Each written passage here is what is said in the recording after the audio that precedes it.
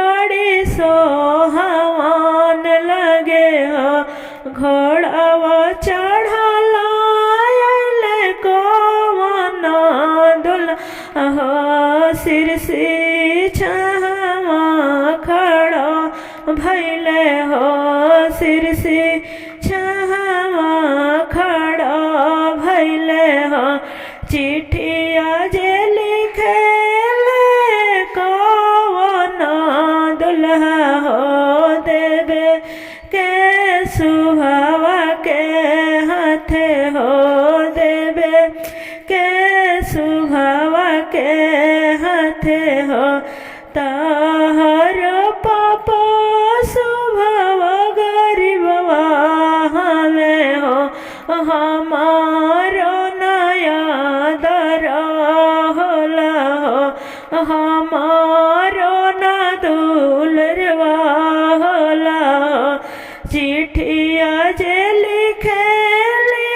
कौन बेटी हो देवे के पापा जी हाथे हो देवे के पापा जी हाथे हो गैया भैंसिया पापा जी बेची देती जी स्वामी जी के आदरवा करती जी स्वामी जी के दुलरवा करती जी चिट्ठिया जे लिखेले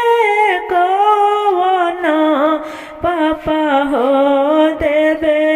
के बेटी के हाथ हो देवे के बेटी के हाथ हो गैया भैंसिया बेटी धना बढ़ा निहाई हो तू तो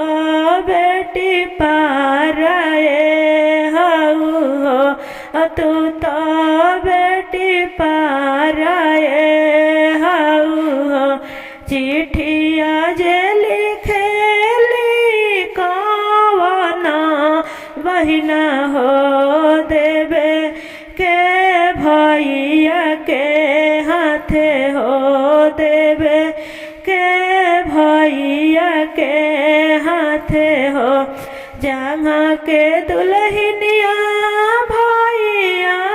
बेची देती जी स्वामी जी के आदरवा करती जी स्वामी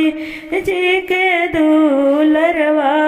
करती जी जहाँ के दुल्हनिया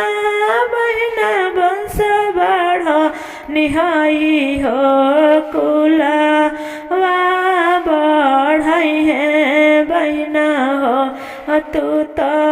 हाउ पाराए बहना हो तू